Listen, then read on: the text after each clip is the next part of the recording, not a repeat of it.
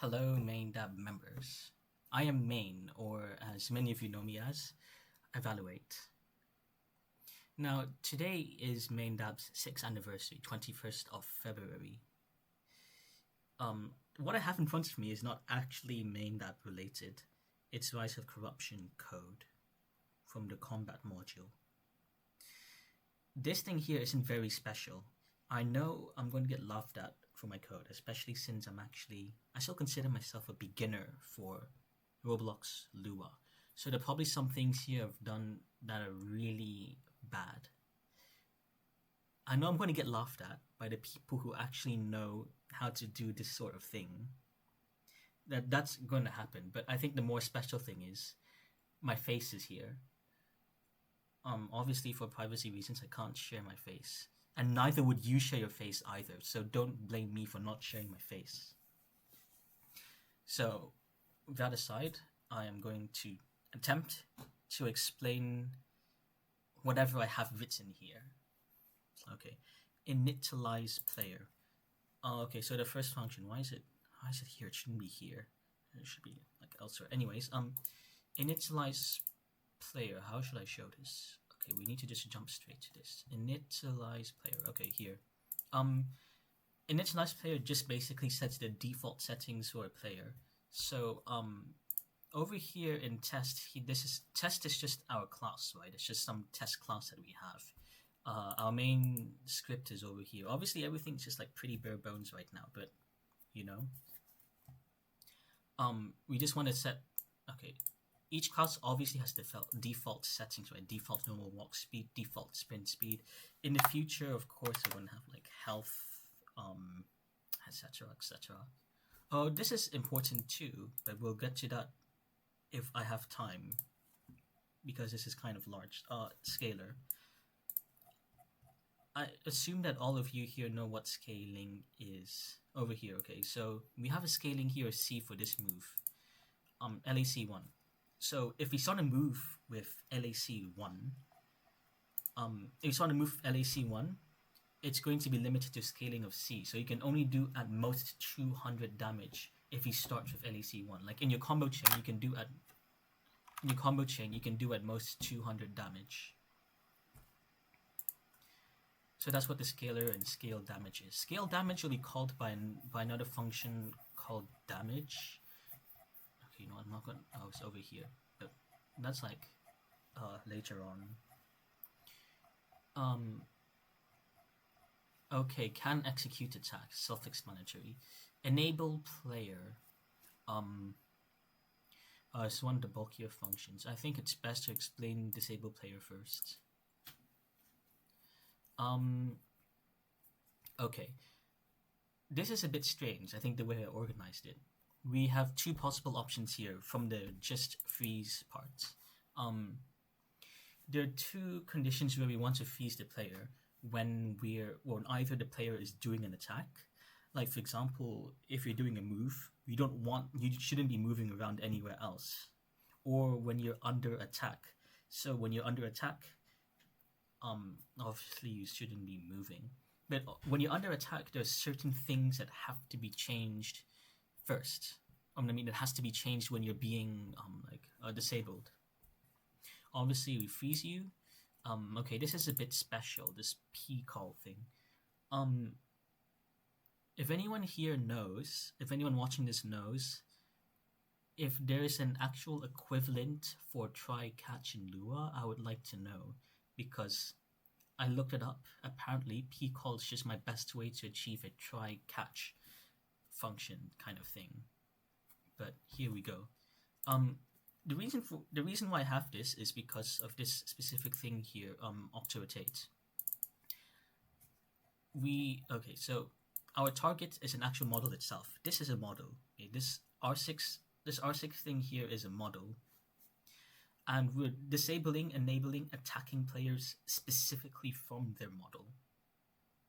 We're not doing it from like player name. We're doing it from model. And so when we try to send a remote event from the server to the dummy of course doesn't have this remote.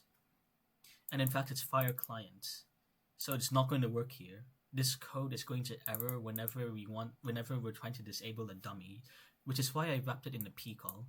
Actually, he said it over here. Successes indicate dummy.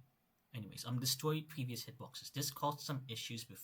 This caused issues when I didn't destroy any other hitboxes. Anyway, this is something stupid that I should have done earlier. Okay. This part here is when you're specifically being how should I put it? When you're specifically being under attack. When you're under attack, we obviously we want to disable any kind of velocity or movement that you have. Actually, that would mean I have to disable the other velocity and not just the main vel. But actually, that would be compensated. That would be compensated by the routing part, which I'll get to later. Anyways, yeah, that would be compensated by the routing part, I think. I wouldn't bother with that. Anyways, freeze, unfreeze. Okay, so when I was refactoring the code, I actually had separate freeze and unfreeze stuff here. So like the freeze would just like disable the player, and then the actual disable player would be basically this part. But I decided that it may actually be a bit more readable if I just put the just freeze in here. So that's why I have the true here and this. Oh yeah, now I have to jump back to enable player. Enable player is just okay, it's a bit bulky. I don't know why I put a task.spawn here. I think it's because I wanted it to run async, but honestly I'm not so sure about the effects of that. Or maybe because of the yield, so that kind of matters.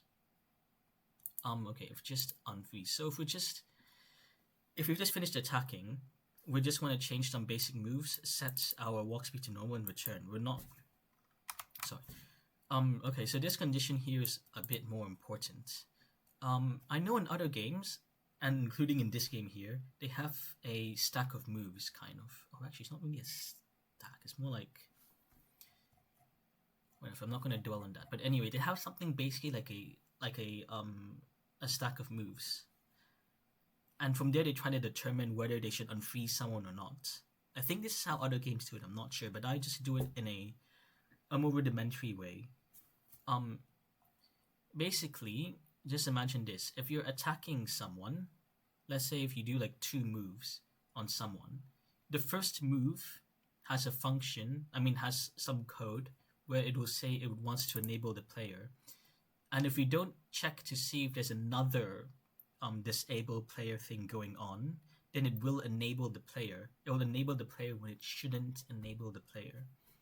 So instead, I have a way to count how many freezes are currently affecting the player. I think that this is probably the best way to do it. No complicated. Actually, I do implement like some stack for it, but I don't want to deal with it like this. It's better if I just count it up like this. Yeah, here. Only on freeze want to know other freezes in players.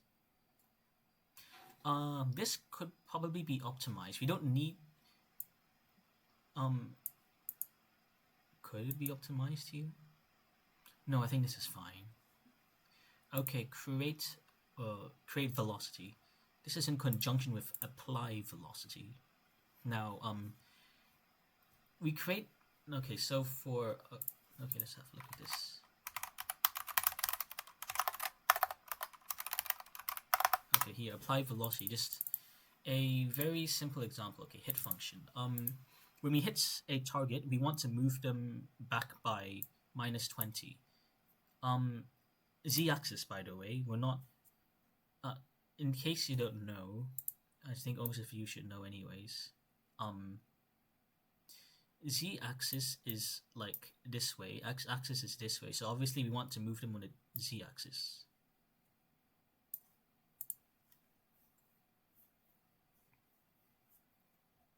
Disable player. So where's my? Oh, I was here. Apparently debris is quite efficient, but if there's a better way, then I would like to know. Okay, combat.turn. I don't think I used this anywhere. No, I don't. Why is that there? Why is it there? It's done in root. Okay, root is the more important one here. Basically what this function does is just freeze someone in place. Most fighting games probably have this kind of function, but yeah. If player turn player root, if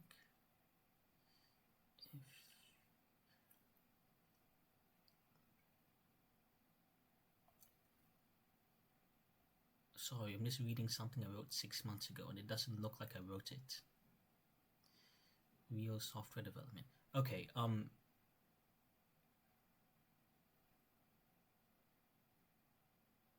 Okay, this is just for redundancy. We just need to get our targets X, Y, and Z. Otherwise, we'll do it from that way.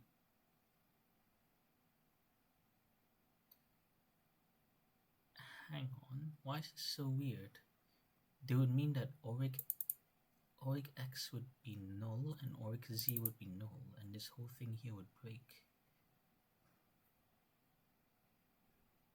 This thing here is faulty.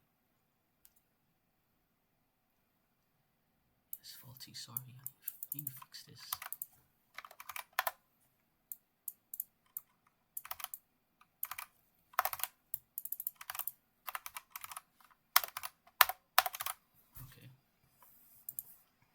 I didn't cache that out because we never get back to here. There's always a primary part. Okay, okay, so finally, this is the part where we actually make our target, look at us. Where's our look? Okay. We basically okay,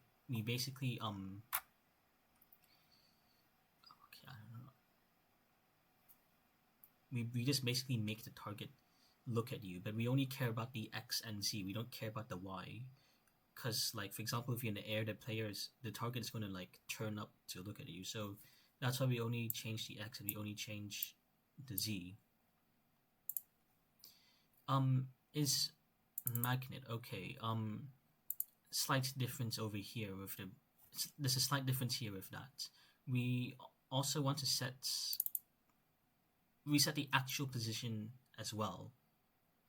Actually, let's have a look at the difference between that. Okay, so player root here is specifically from us, right? This is also important here. This is okay. Player root is the attacking player.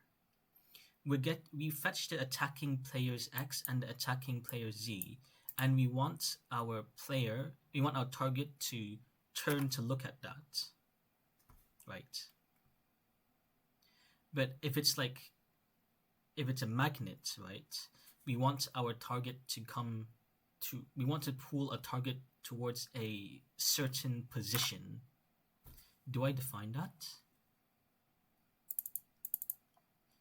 Yes, I do define that over here with target pos. Now distance shouldn't be okay, this distance here shouldn't be just 5. We need to be able to set the distance as well. I probably set it to 5 there just for testing because I actually haven't fully implemented a magnet thing. But it shouldn't just be like 5 there, it should be like somewhere up here should be like defining it. I'll probably need to refactor that part. Okay, now the async part here again, because we don't want to keep hanging on that routing thing here. Okay, this works in the exact same way as that disable enable player part, because we don't want to unroot the player when we shouldn't be unrooting the player. So like if it's in the middle of a second of a second move, for example, we don't want to do the unrooting that the first move wants to be done. That's basically it. I did comment it here, no stack of move required, but you know. Okay, comboing adder. Okay, this one is a bit more fucked up, sorry, but let's have a look. You have a look at this first.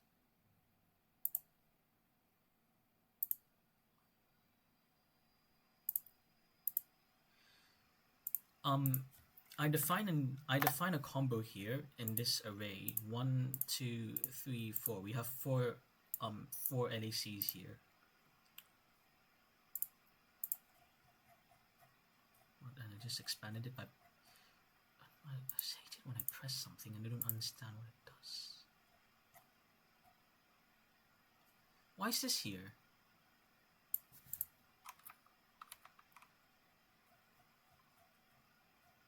Anyways, basically this thing just takes in an array of moves. This function here takes in an array of moves with the setting LAC. Basically this function just creates, it kind of just manages the entire combo for you.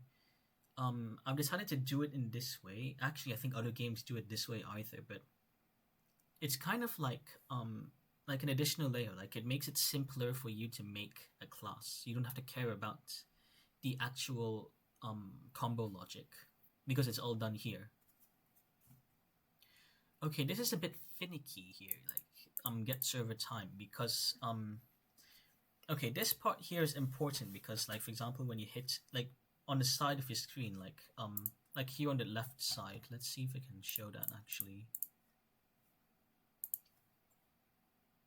On the side over here, we want to show how many seconds that we have left before the combo ends.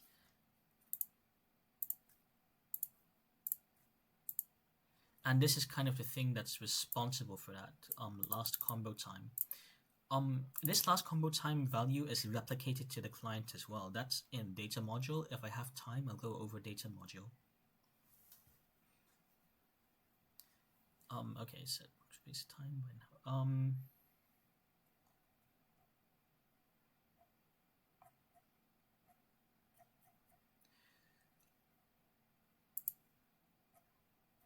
okay, what was it? Why did I just say all of that? This is a helper function. Man, what the fuck is wrong with me? 4 a.m. recording moment. Sorry about that. Right below create hitbox. You know what? We'll get back to that. Okay, we'll get back to that. I probably need to reorganize my code. Otherwise, this sort of thing will happen. Ragdoll. This thing is not used, and I don't think this works anyways. Someone on dev forum said it works. I actually haven't tried it, but I'm not really sure if it will work. Simple random ID.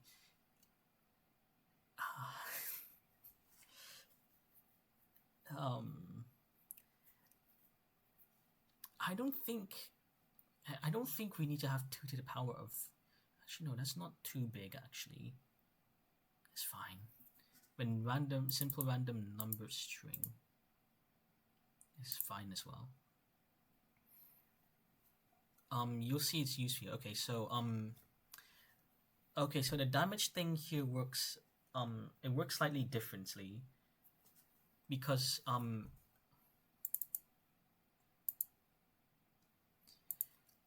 we want to keep. Okay, this module basically keeps track of who has been hit, and this part is also relevant with with chaining combos. Basically, we want to keep track of who's being hit. So I think this way of indexing an array is usually faster than just using like some kind of insert array function. Table.insert. I think this one has like 01. I would say it's probably like, yeah, it's 01. This indexing method is 01. Like a hash table or something. Anyway, we need to see how we use that custom token. Actually, to fully show you how it's done, we need to have a look at manage. Okay. Something where we use it effectively. Okay. Table insert disabled components. Okay, so this is when we hit. This is when we hit multiple target. Okay, one minute. am I jumping from place to place? I'm so bad at explaining. Oh. I think we'll just go over this first and then I'll go over that. Okay. Starting scale. We said, I showed this before. We have a scale here. Can change scale. Can change scale.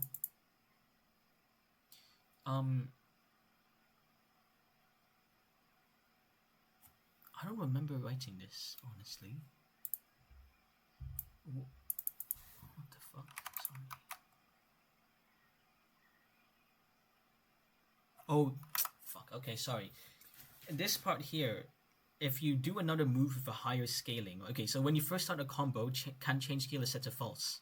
Because obviously, you don't want to suddenly change the scaling when you do, like, okay, let's say LAC1 has a scaling of C, LAC2 has a scaling of B.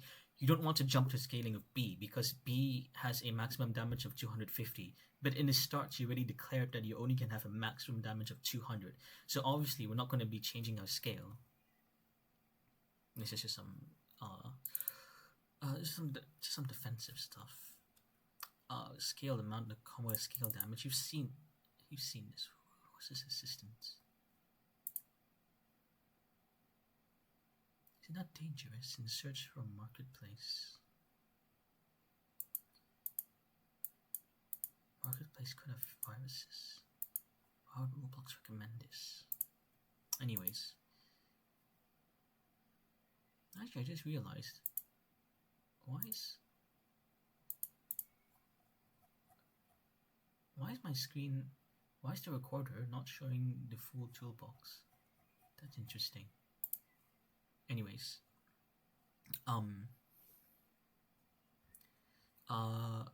Okay. So for a damage function, if we reach the maximum allowed for the scaling, well, obviously we're not going to do any more damage. This is just to, like, you know, obviously we know why this is being done, but I think in the better system, we would obviously have some kind of limit. So how should I say this? Time limit, I think, would be the standard way of enforcing this. I think BM2, does BM2 do that? I'm not sure BM2 does that. Obviously, we don't want to have, like, you know, infinite combos and stuff like that. Damage UI. The health bar on top. The effects are done server side. I think I will need to make, like, a separate effects module for this somewhere, somehow. Not sure.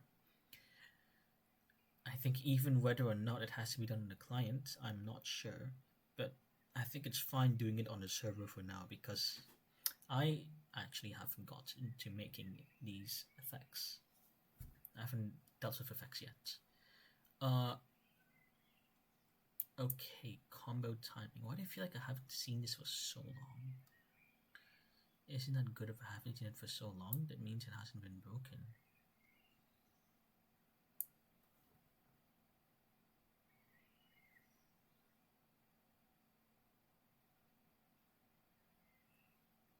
Okay, this is for this part is for stunning. And it's for telling the player when the last combo was done. Again, that's for this thing. It's telling you how long you have left until your combo ends, basically. Until the combo ends. I'm so bad at explaining. And if we no longer okay, so this custom stun here, I need to actually explain what that one does too, because it's a bit silly. This customs, okay, there are two ways you can do the unstun after you finish damaging, because by default here, if you damage someone, they're stunned. I haven't set a setting to not do the stun. You have two modes for stunning. Either you have the default, where you unstun after a set amount of time, or you have a custom unstunning, which is basically why I also have this token system here in place. This custom unstunning part, okay, let's put it like this. When you damage someone, okay, so this is per target. When you damage someone, okay, let's say you hit like 3 people, right? You hit 3 people in one go. then the array disabled target will have 3 damage tokens with 3 separate people. Then we're done with that. Let's say you want to set a custom moment where you want to enable the people, right? I mean, enable the disabled targets. Then we're going to call mass enable here right after we finish our animation. Right after we reach the end keyframe for the LAC1 animation. So in conditions like that, where we want to disable target based on like animation timing, then we're gonna use custom stun thing here. However, this custom stun thing here still has a safety thing, because in the event something goes horribly wrong. By the way, I did account for this. I swear I accounted for this somewhere. We'll just come across this later. But in some rare cases, which I can't think of yet, let's say for example our player is disabled and somehow they don't enable the other people, then this function here will be in charge. This here will be in charge of enabling the players back after a set amount of time. That's also why here, when I have like combo the damage, I have like a really long on stun time, 3 seconds,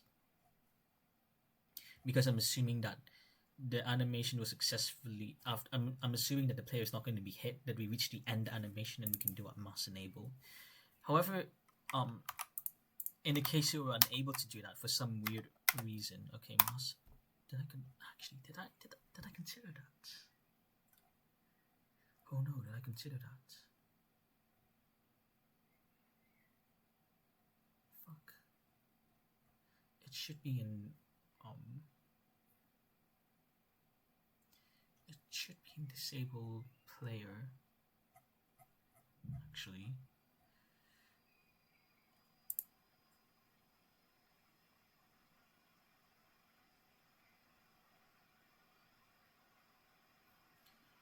No, I don't think I considered that. But then again, oh, fuck, did I not consider that? So like, okay, basically my issue here right now is, let's say the player is doing a move and it's hit and it never reaches the end keyframe over here, then it will never be able to mass enable these disabled targets, basically. And those disabled targets will have to like wait basically for the entire 3 seconds. Yeah, that's like a massive issue.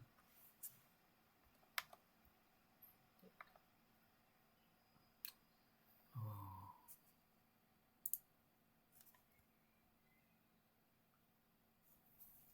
Indeed.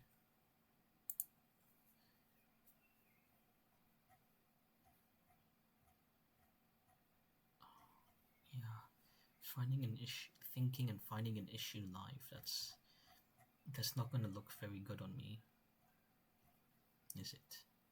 That's probably why I need to pay someone to do a code review later on. Oh.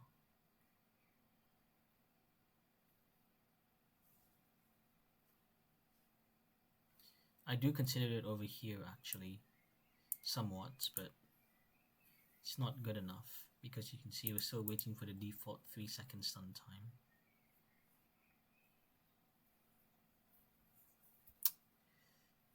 Actually, I think this can be done from main, but we'll need to make disabled targets global. Or we can have a once event, but that might be a bit inefficient. Anyways, I'll need to oh wait, or just send this array to the server. Why doesn't the server just handle? No, sorry, this is server side as well. But why can't combat module handle this? I think combat module can handle this. I'll need to fix this, so I need to like mark it. Oh, sorry, I just need to mark this one down somewhere for myself. Oh, actually, we have a special guest. I think we're gonna welcome a special guest into the video. Hello. You want to talk? Can you talk? Or are you not gonna talk? This guy. Need to fix the issue with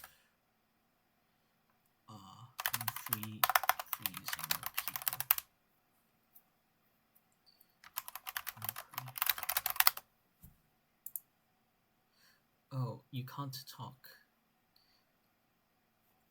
That's a bit too bad. Sorry, there's someone on Discord. Well, that's his own fault. Anyways, okay. Get touching parts. Okay, that's what hitbox, add record, find record, clear record. This is for the moves record, which is okay. I think I have to show this now. I can't not show it. Oh, okay, this is some fucking OOP stuff. Well, not really OOP. Getters and setters. There we go.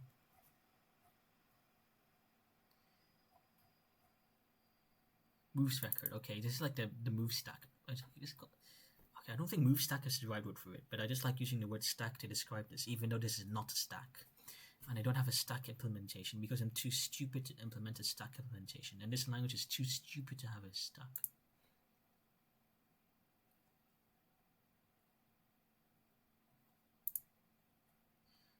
Okay, this is just like a bunch of helper functions, so we're going to ignore that. Create hitbox. Okay, this is important.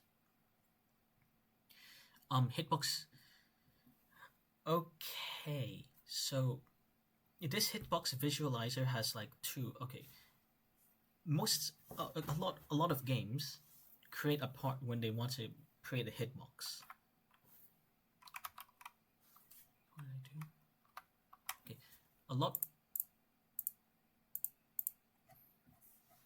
lot of games create a part when they want to have like hitboxes, and then within that part they check whatever is touching inside that part. That's all there is to this function. Actually, it's basically that. This is just where to place it. Some wheeling stuff. Request. Okay, so each hitbox has a. Okay, this is specifically for the clients to be checking, because we need the client to be able to differentiate between which hitboxes they're doing. The thing is, the client, how should I put this? The client itself is not the one that waits for the hitboxes. It's the server who tells the client that there's like an incoming hitbox.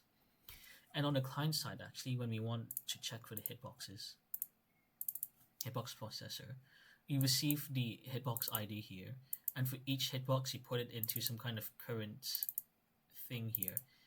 Okay, so this array here, current hitbox checks. While the server wants us to keep checking, it keeps checking until the server tells us not to check. Obviously, there could be some risk here of the server never actually telling the player to stop checking, but I don't think that will ever happen here. Though I really might consider wanting to have something here to prevent that, because this could cause potential issues. I don't think it will, but it could be a major source of memory, or just performance issues in general. Actually, I think this is easy to fix, so let's try. But that would also require another array change. Or we can just have two arrays for this. Let's just go for the simple one. Okay, local. Okay, hitbox timings will equal to this, and hitbox timings for ID equals tick. We'll just use tick. Tick is fine. And while this thing do task dot wait, so checking every frame. If the fuck is Roblox recommending? Okay, tick minus bigger than 1, then break, and in case server doesn't tell you to stop checking.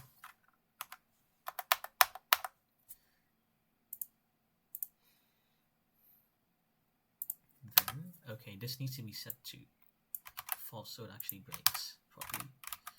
Then false. Or nil. I think nil would actually do, to be fair. Nil. Just to free up the memory, Break end. This should do. I'm not going to test it, but anyway, that should work. Without me testing it. Okay, now this is a bit more of a special part because we try to hit people here um based on movement prediction. Now, movement okay, this is a new movement manager. Movement prediction is sent kind of often. Now let's say I remember. Okay, we send our movement data to the server three basically every 15 milliseconds or every three frames, and the server processes this over here. When the client sends movement prediction data to the server loops back here and tells this part here that a player has okay, it's over here actually, has received movement prediction data. But basically, this part here is first we only want to check people who are within a certain distance for this movement prediction, right? We obviously don't want to we want to filter out people who are irrelevant to save processing data. I set the max distance to 70. Anything further like this won't be connected. Yes, that's nice. Huh? Why is it not going back to the thing I want? Stupid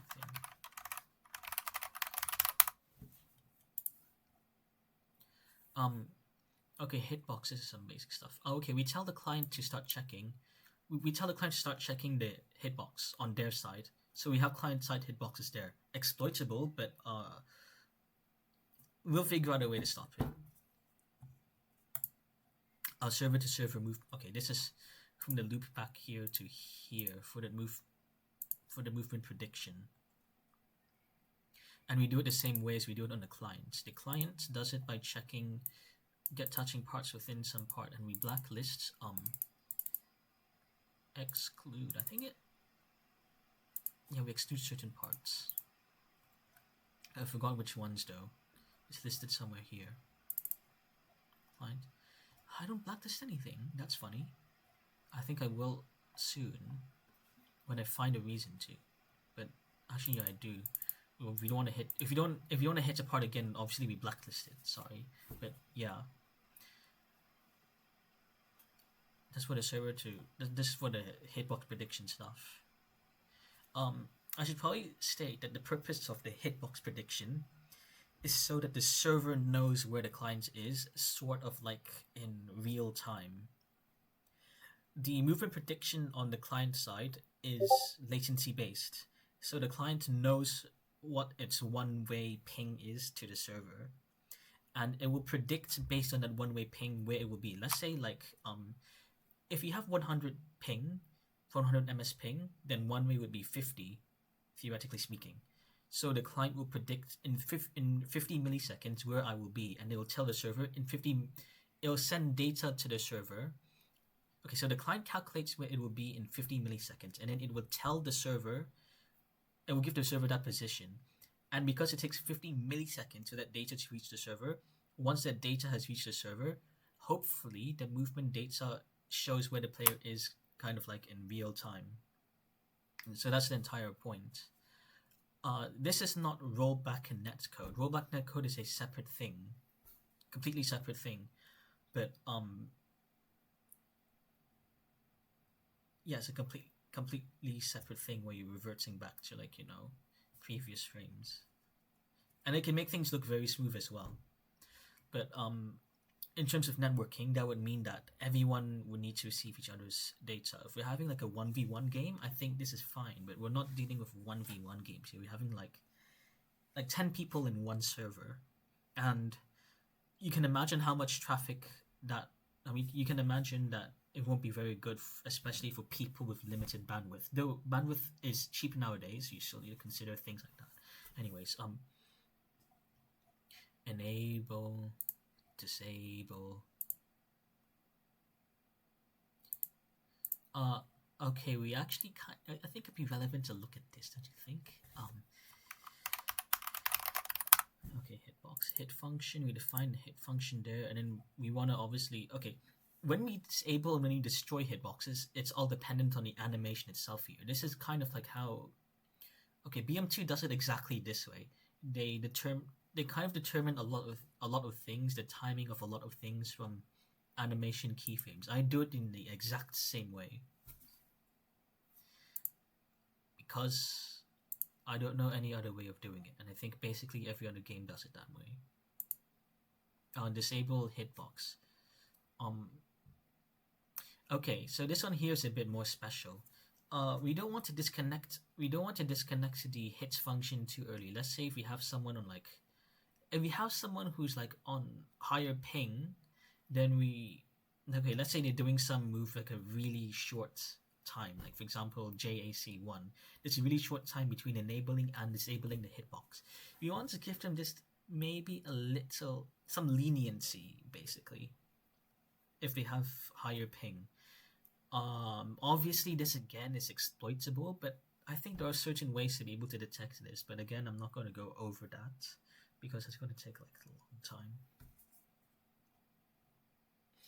Though basically it's kind of like you can do basic counting averages starting when player joins a game, blah blah blah, something like that. Okay, new combo. So now this is the part where we actually create the combo.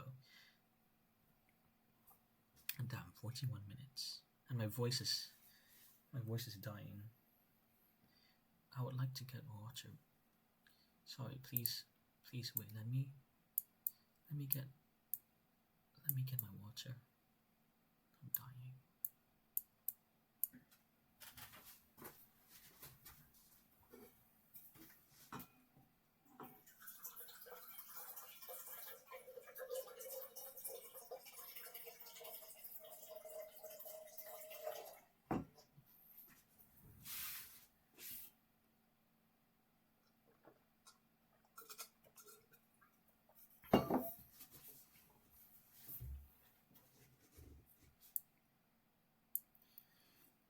You know, for those of you who don't know, I'm actually like in the UK right now in university.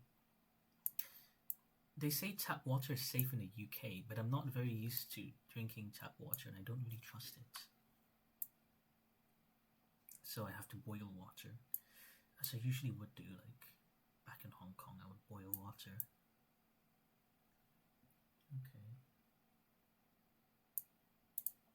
Okay, this back to where it was. Okay, let's have a look at new combo. Oh, okay, we have someone. Yay! Oh my god, someone who's not gonna talk. Please, say something.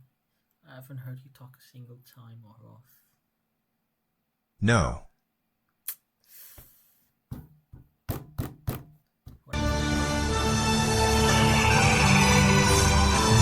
No. Epic no. Anyways, let's get back to explaining this thing. But if you don't know, I'm making a video right now. Okay, new combo. Okay, this is basically just, if you can't execute a fucking attack, you just don't make a new combo. Let us read it. Oh my god. So if combo change has timed out, you just reset everything. Validate current combo. I actually hate this function because this function is so fucked up.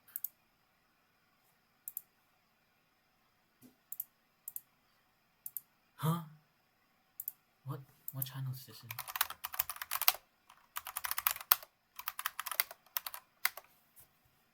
Since when did I disable VC chat? You should have permission to do. Don't you have verified members? You do. So why can't you talk? Let me fix that right away.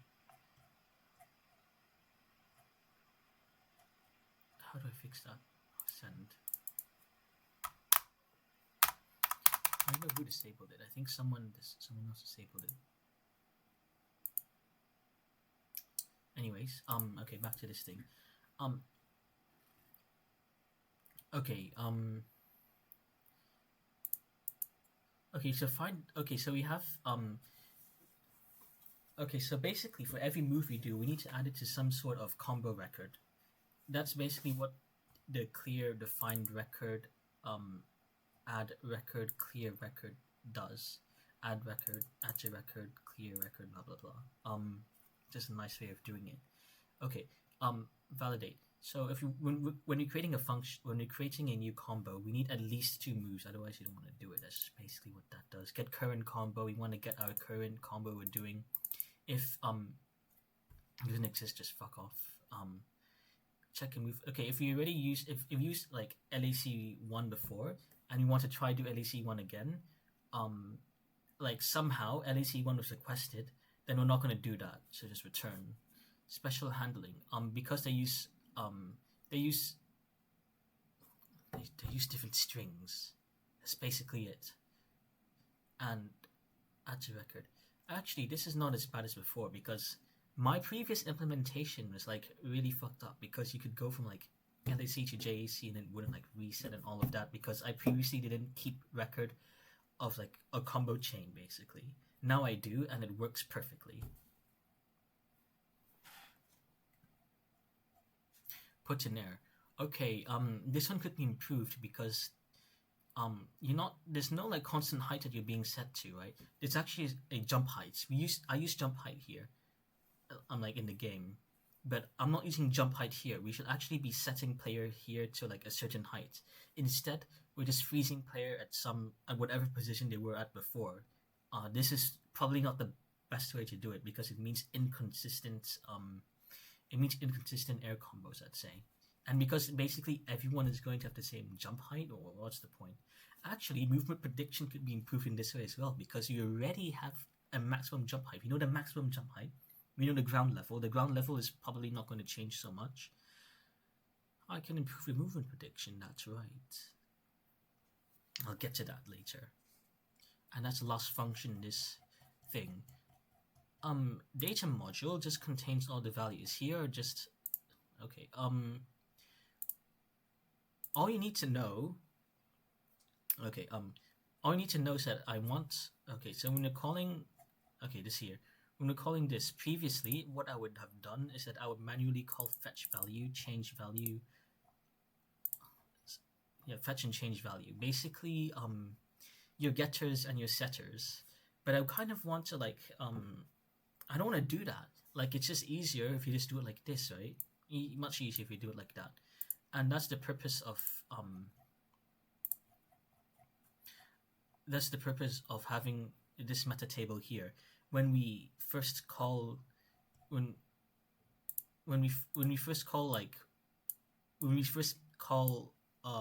this here for a specific character mod, for this like a specific model. Oh wait. Okay, basically, when you access in Lua, like I might be wrong. Okay, when in Lua, when you access an array, the first thing it accesses is the meta table, not the actual data itself. It accesses the meta table. So we can abuse like we can abuse index specifically for that here, index. If not, so if we're not that, then add person return accessor. Sorry, we should go back to here. Accessor, which is basically if it's returning here a new index. Okay, new index is when we do the equal. Basically, it's when you do the equal thing here. It's this, okay? This here relies on new index, I believe. I might be wrong again, okay? But I believe this relies here on new index, and it seems to. It seems to, anyways. But that's basically all it does. Some things are replicated back to the client. Okay, now this. I think this is why. What the fuck? This is better than like having object values. Like for example, if you have like, okay, let's just say, imagine if we have like, okay, let's have a look at this. Have like I don't know, like 20 of these values here. Okay, let's say we have like 60 of these object values, right? In each character, sorry, each model, basically each character, and including dummies. Okay, let's say you have 10 players, so that's already 600 of these object values being replicated to literally everyone, and then each dummy also has 60 of these values. So you have 1,200. Okay, let's say you have the 10 dummies, 1,200 instances of these values, and whenever these values are updated, it's replicated to everyone. Instead, the client should only know what they need to know. I actually haven't fully optimized it yet to the point of only sending data that the client needs to know, but this is a pretty, I think it's a way more efficient way of doing things. You reduce the amount of data sent to the player by, depending on how many dummies you have, let's say 10 dummies, by at least 10 times.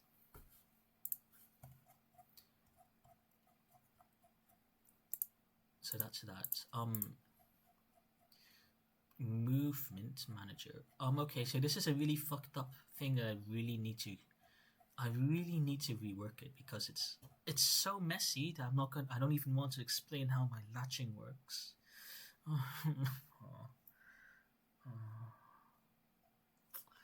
Not even my latching is perfect yet, because I just tried to do lerping, okay?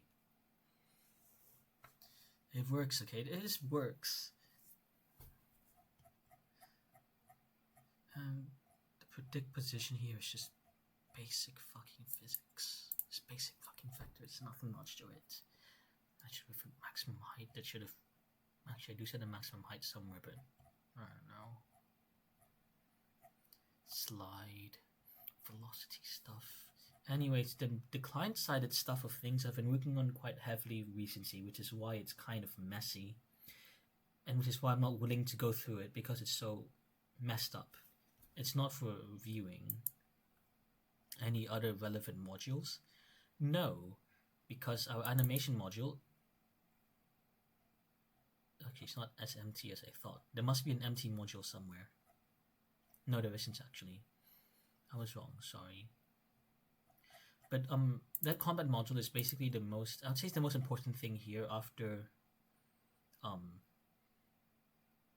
what's it? Movement manager. Movement manager is the second most important thing, because it's basically how the client manages stuff. Interestingly, a lot of things like sliding, sprinting, whatever is all managed on the client. This opens up, like, I think a lot of exploiting opportunities, but at the same time it makes it quite smooth.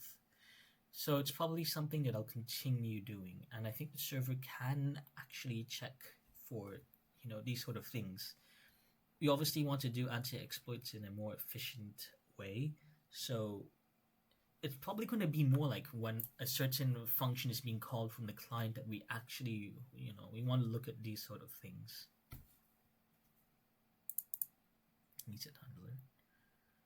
What's that there? Okay, camera lock is also important, but not so important. Quick and dirty way to do lock-on. Okay, this is like, I've seen other lock-on codes. It's a lot more complicated than this. My lock-on is not, okay, you know what, I'll just show you why my lock-on is not perfect. It needs to be perfected. Yeah, I'm actually playing a stupid thing. What? Why is this? What? What did I do? Okay. That's okay. Go back to normal. Okay, let's look at this. This lock on here is fine, right? That's fine. But look at this. That's nice, isn't it? Switching between sides constantly. Well, how about this?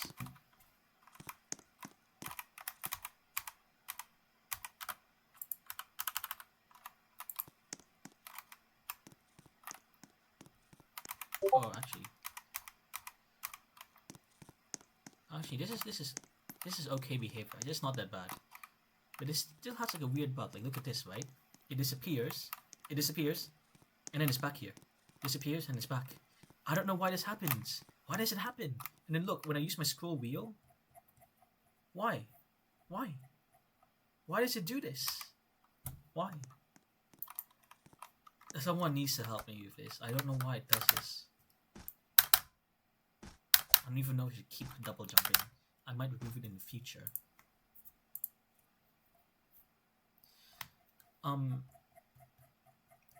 This is pretty empty for now, because all of this is like, there's no actual effects in place, which is why it's kind of like, there's not so many things going on. There's no, okay, there's only literally one visual effect in place, and it's this. It's literally just this. It's this thing, this shielding thing.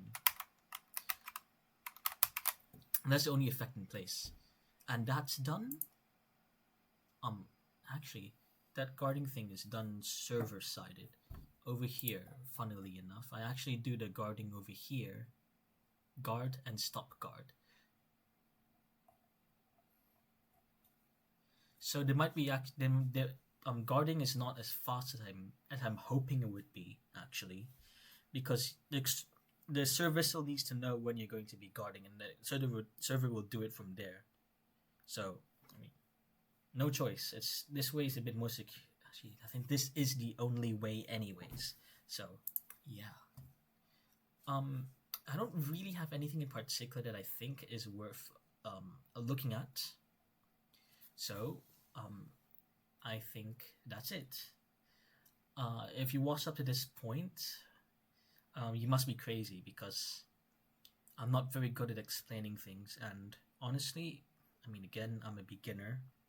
I consider myself a beginner at Lua. A lot of what you saw is likely some very basic things that people with at least a year or 2 years of experience know. But I think this is anyway somewhat of a more special video where I'm actually talking and doing something. Anyways, I hope that ROC will go further than simply just, this. Obviously, I haven't seen everything, but like the vaulting and all of that. Actually, the vaulting is another video. Anyways, it's like in the previous video. But anyways, thank you for watching this absurdly long video.